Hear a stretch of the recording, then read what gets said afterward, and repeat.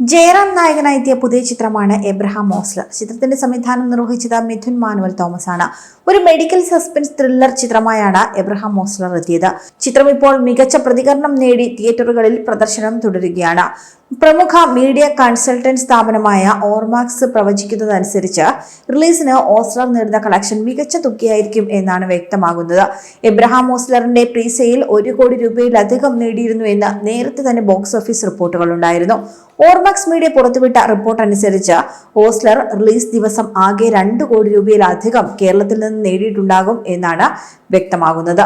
ജനുവരി 9-നാണ് ഓസ്ലറിന്റെ advance booking ആരംഭിച്ചത്. മികച്ച പ്രതികരണമായിരുന്നു ബുക്കിംഗിൽ ചിത്രത്തിന് ലഭിച്ചതും. ഇന്നലെ ഉച്ചവരെയുള്ള കണക്കുകൾ പ്രകാരം 57.28 ലക്ഷം രൂപയാണ് ബുക്കിംഗിലൂടെ ജയറാം ചിത്രം നേടിയത്. എന്നാൽ ഒരു ദിവസത്തെ മൊത്തം കണക്ക് 1 കോടിയാണ് എന്ന് ട്രേഡ് അനലിസ്റ്റുകൾ പറയുന്നു. ഈ റിപ്പോർട്ട് ശരിയാണെങ്കിൽ മോഹൻലാലിന്റെ സൂപ്പർ ഹിറ്റ് ചിത്രമായ നേരിന്റെ പ്രീസെയിൽ ബിസിനസിനെ ഓസ്ലർ മറികടന്നു കഴിഞ്ഞു എന്ന് വേണം പറയാൻ. എന്നാൽ നേര് നേടിയതും 1 കോടി രൂപയായിരുന്നു. പക്ഷേ 2023 ഡിസംബർ 17-നാണ് നേരിന്റെ പ്രീസെയിൽ ബുക്കിംഗ് ആരംഭിച്ചത്.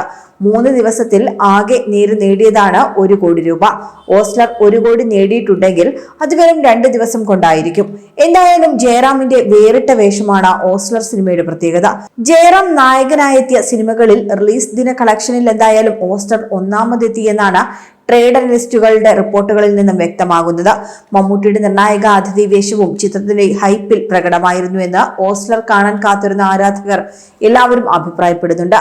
മികച്ച ഇൻട്രോയാണ് മമ്മൂട്ടിക്ക് എബ്രഹാം ഓസ്ലറിൽ ലഭിച്ചത് എന്ന് പ്രേക്ഷകരുടെ പ്രതികരണങ്ങളിൽ നിന്നും വ്യക്തമാകുന്നു. അന്വേഷണ ഉദ്യോഗസ്ഥനായി വേറിട്ട മുഖമായി ചിത്രത്തിൽ ജയറാം എത്തുമ്പോൾ ഛായാഗ്രഹണം നിർവഹിച്ചിരിക്കുന്നത് തേനി ഈശ്വറാണ്. ഓസ്ലറിന് സംഗീതം നൽകിയിരിക്കുന്നത് മിഥുൻ മുകുന്ദനാണ്. മിഥുൻ മുകുന്ദന്റെ പശ്ചാത്തല സംഗീതം ഓസ്ലറിന് നൽകുന്ന പവർ വേറെ ലെവലാണെന്നാണ് പ്രേക്ഷകരുടെ അഭിപ്രായം. നായകന്റെയും സംഘത്തിന്റെയും അന്വേഷണത്തെ ആ സംഗീതം കൂടുതൽ ആകാംക്ഷാജനകമാക്കുന്നുണ്ട്. തേനി ഈശ്വറിന്റെ ഛായാഗ്രഹണവും ആ ത്രില്ലർ സ്വഭാവത്തിന് തീവ്രത നൽകുന്നുണ്ട്. നിർണായക വേഷത്തിൽ അർജുൻ അശോകനോടൊപ്പം അനശ്വര രാജനുമുണ്ട് ചിത്രത്തിൽ. ജഗദീഷിന്റെ പെർഫോമൻസും എടുത്തു പറയേണ്ടത് തന്നെയാണ്.